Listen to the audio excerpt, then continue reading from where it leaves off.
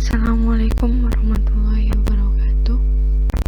Kami dari kelompok 2 yang beranggotakan Aini Maslahah, NIM 03, Alif Rahmadika NIM 06, Monika Yuliani NIM 09, Anini Yumna Qadrunada NIM 30.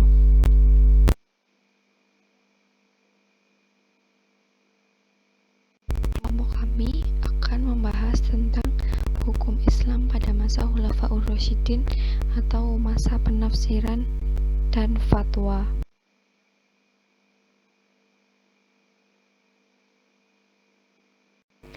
Materi yang pertama tentang pengaruh fatwa terhadap perkembangan hukum Islam. Secara fungsional, fatwa memiliki fungsi tabyin dan taujih. Tabyin artinya menjelaskan hukum yang merupakan regulasi praktis bagi masyarakat, khususnya masyarakat yang memang mengharapkan keberadaannya. Sedangkan taujih yaitu memberikan petunjuk serta pencerahan kepada masyarakat luas tentang permasalahan agama yang bersifat kontemporer. Fatwa mengacu pada peran sosial seorang mujtahid sebagai konsultan dalam perkara hukum, hampir mirip dengan peran qadhi atau hakim.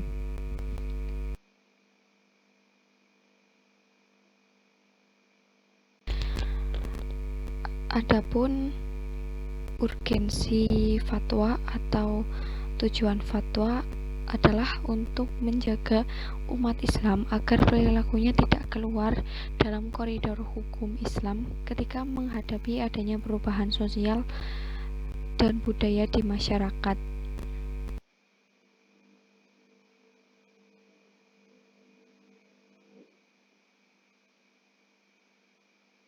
Materi yang kedua ada sumber-sumber hukum Islam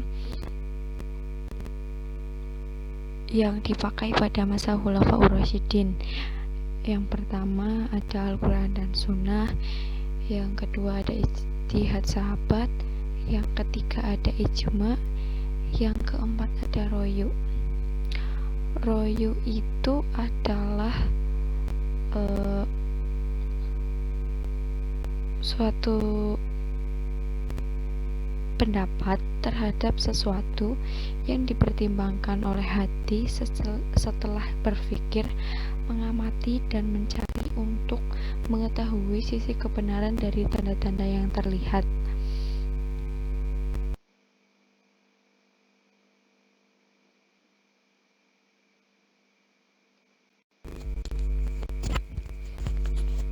Materi selanjutnya tentang sebab-sebab perbedaan pendapat dari sahabat mengenai hukum suatu masalah. Yang pertama disebabkan karena berbeda penafsiran. Perbedaan penafsiran di sini berkaitan dengan nas yang sangat bervariasi, bahkan cenderung menampilkan adu argumen.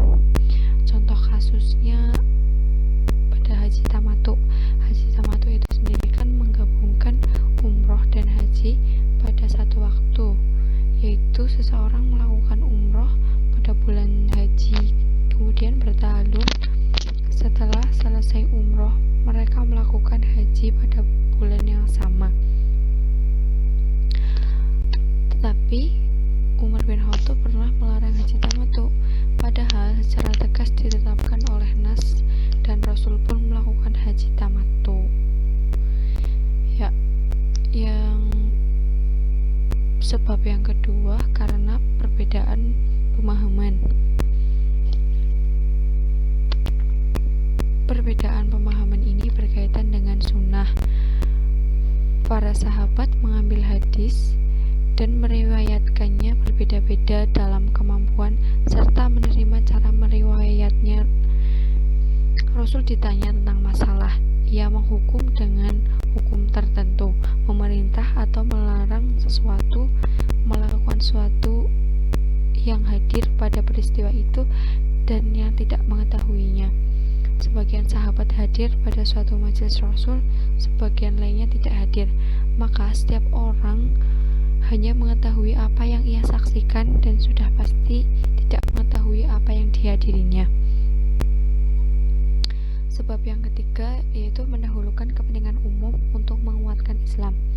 Misalnya, pendapat Umar bahwa talak 3 dalam satu kalimat adalah talak 3 yang berarti suami istri sudah sah bercerai, yang mana pada zaman Nabi talak 3 dalam satu kalimat adalah terhitung talak 1.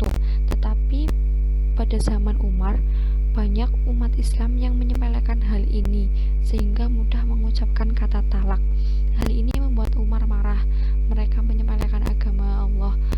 Maka agar umat Islam tidak mempermainkan agama Allah, maka Umar berijtihad bahwa talak 3 dalam satu kalimat adalah terhitung talak 3 yang berarti sudah resmi bercerai. Begitu. Lalu untuk sebab yang terakhir yaitu karena pengaruh politik. Pengaruh politik ini berujung pada hingga para ulama dari golongan Khawarij mengeluarkan fatwa yang sesuai dengan jalur pemikiran golongan Khawarij. Begitu pula Syiah yang mengeluarkan fatwa yang sesuai dengan jalur pemikiran Syiah. Dari sini dapat diketahui bahwa kepentingan kelompok sedikit banyak akan berpengaruh pada fatwa hukum yang dikeluarkan.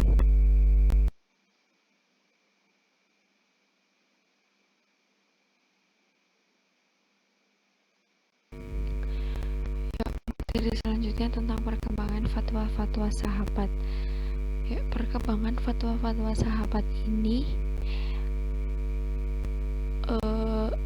dimulai pada masa Abu Bakar setelah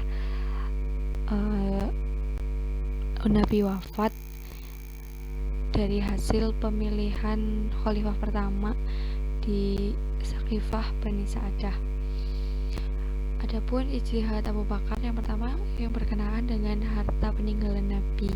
Dalam Al-Quran dikatakan bahwa ahli waris dapat menerima harta pusaka apabila yang mewariskan atau mewaris meninggalkan harta. Ketika Nabi Muhammad meninggal dunia, yang menjadi ahli waris adalah Fatimah.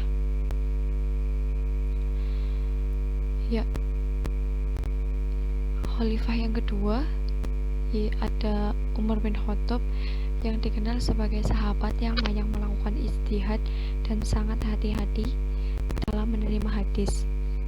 Di antara ijtihad Umar adalah pembagian harta pusaka yang dikenal dengan Horawin, yaitu suatu pembagian harta pusaka yang ahli warisnya adalah suami, ibu, ayah, atau ahli waris yang terdiri dari atas istri, ibu, dan ayah. Pada dasarnya, bentuk dan corak peradilan di masa Khalifah Umar sampai pada Daulah Bani Abbasiyah adalah sama.